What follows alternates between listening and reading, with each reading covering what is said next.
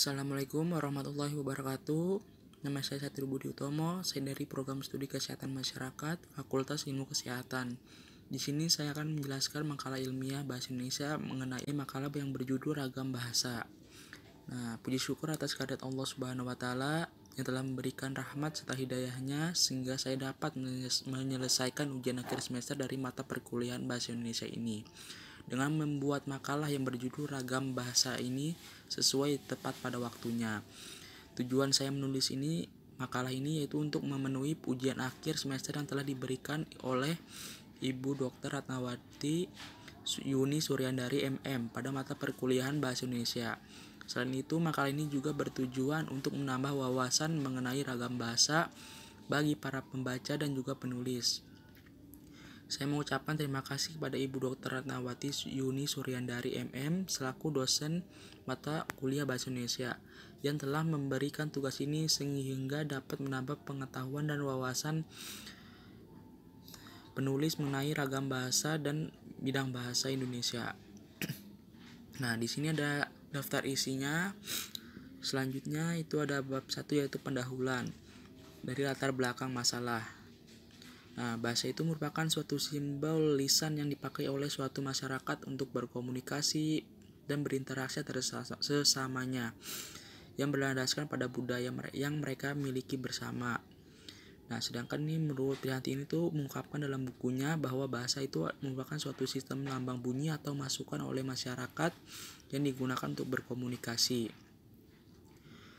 Nah, di sini ada bahasa Indonesia di mana bahasa yang di mana jumlah penuturnya tidak sebanyak bahasa Sunda atau Jawa. Terus di sini ada penjelasan lainnya.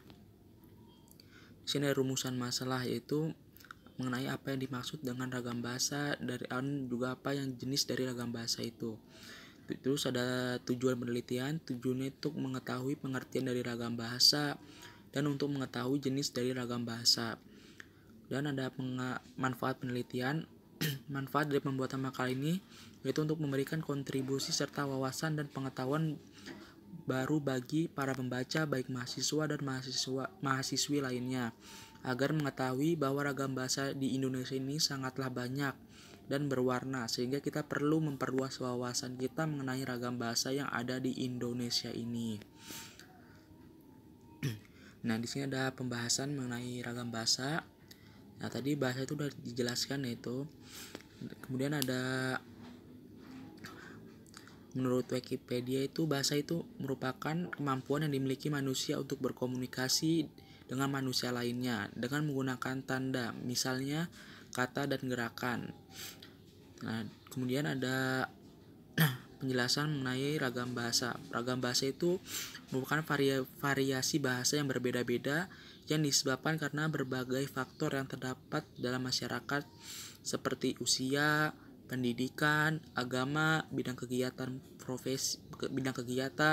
profesi, latar belakang budaya daerah dan lain-lainnya. Kemudian ada beberapa faktor sebagai penyebab timbulnya ragam bahasa yang ada di Indonesia ini.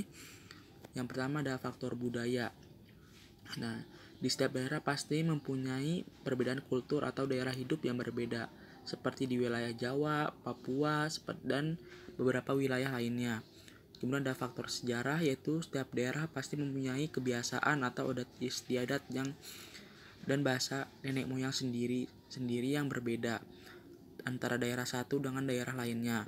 Terus ada faktor perbedaan demografi, yaitu setiap daerah memiliki dataran berbeda, seperti wilayah di daerah pantai, pegunungan. Nah, pegunungan itu biasanya cenderung menggunakan bahasa yang singkat dan jelas, dengan intonasi, volume yang suara yang besar dan tinggi. Berbeda dengan daerah pemukiman yang padat, penduduk yang menggunakan bahasa lisan yang panjang lebar disebabkan lokasinya yang saling berdekatan dengan intonasi volume suara yang kecil. Nah, di sini ada jenis ragam bahasa. Menurut pihak ini dalam bukunya itu menjelaskan bahwa ada 7 ragam bahasa, yaitu yang pertama ada idiolek. Idiolek itu ragam bahasa yang bersifat perseorangan. Nah, idiolek ini variasi bahasa yang menjadi ciri khas seseorang dalam pemakaian, pelafalan, tata bahasa, ataupun pilihan kata yang dimiliki. Contohnya ada gaya bahasa Dewi Lestari yang dalam penulisan novelnya itu. Terus ada dialek. Dialek itu ragam bahasa yang digunakan oleh sekelompok anggota masyarakat dari wilayah tertentu. Nah, di sini ada 3 jenis dialek. Ada dialek regional. Regional itu merupakan variasi bahasa yang digunakan oleh daerah tertentu. Terus sosial, itu dipakai oleh kelompok sosial tertentu. Terus ada temporal. Temporal itu yang dipakai oleh kurung waktu tertentu.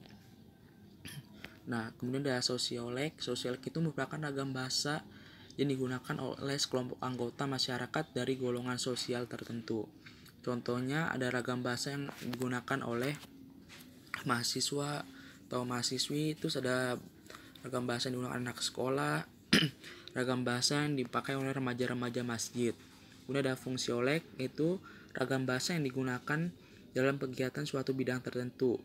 Contohnya ada penggunaan ragam bahasa pada penelitian, bahasa jurnalistik, bahasa hukum, bahasa militer. Nah, pada umumnya ragam bahasa ilmiah ini bersifat logis, sedangkan ragam bahasa sastra itu penuh dengan kiasan. Kemudian ada bahasa baku. Bahasa baku itu merupakan ragam bahasa yang digunakan dalam situasi formal atau situasi resmi.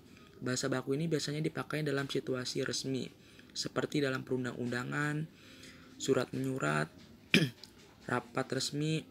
Nah, dan tidak dipakai untuk segala keperluan, tetapi hanya untuk berkomunikasi resmi, wacana teknis, pembicaraan di depan umum, dan pembicaraan dengan orang yang dihormati. Kaidah dalam ragam bahasa baku ini baik dalam bidang fonologi, morfologi, sintaksis, maupun kosakata biasanya digunakan secara konsisten. Nah, dalam bukunya Priantini itu menjabarkan mengenai ciri-ciri dari bahasa baku. Cirinya itu penggunaan kaidah tata bahasa. Nah, dalam bahasa ini, bahasa Indonesia harus sesuai dengan aturan bahasa. Penggunaan kaidah tata bahasa dalam bahasa baku ini meliputi beberapa hal. Ada pemakaian awalan me dan ber secara eksplisit dan konsisten. Di sini ada contohnya. Terus pemakaian pola frasa untuk predikat, aspek, tambah pelaku, tambah kata kerja yang tulis secara konsisten. Nah, ini ada contohnya. Menghindari pemakaian unsur gramatikal dialek, regional, atau unsur gramatikal daerah. Nah, sini ada contohnya. Nah, kemudian ada penggunaan kata-kata baku. Kata-kata baku ini digunakan umum sesuai dengan Kamus Besar Bahasa Indonesia. Katanya yang bersifat ke daerah tidak digunakan, kecuali ada pertimbangan khusus, misalnya penyebutan istilah lokal yang bertujuan untuk penggambaran kearifan lokal. Nah, contoh kata baku ini ada contohnya di sini. Kemudian ada contoh penggunaan istilah lokal. Nah, sini ada contohnya.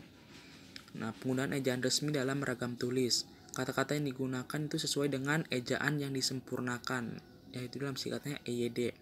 Dimana ejaan yang disempurnakan ini mengatur mulai dari penggunaan huruf, penulisan kata, hingga penggunaan tanda baca. Nah, di sini ada contohnya. Kemudian ada penggunaan lafal baku dalam ragam lisan.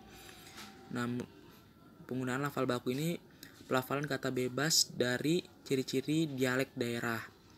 Di sini ada contohnya. Kemudian ada bahasa tidak baku. Bahasa tidak baku ini merupakan ragam bahasa yang biasa digunakan dalam situasi informal atau tidak resmi yang biasa disebut dengan istilah ragam non baku atau non standar. Dalam ragam bahasa tidak baku ini biasanya dipakai dalam bidang fonologi, morfologi, maupun kosakata. Nah, ini biasanya sering dilanggar kata-kata tidak bakunya. Kata-kata bakunya ini, maka disebut bahasa tidak baku. Nah, ada bahasa lisan dan tulisan. Ragam bahasa ini menjadi dua, ada ragam bahasa lisan dan tulisan.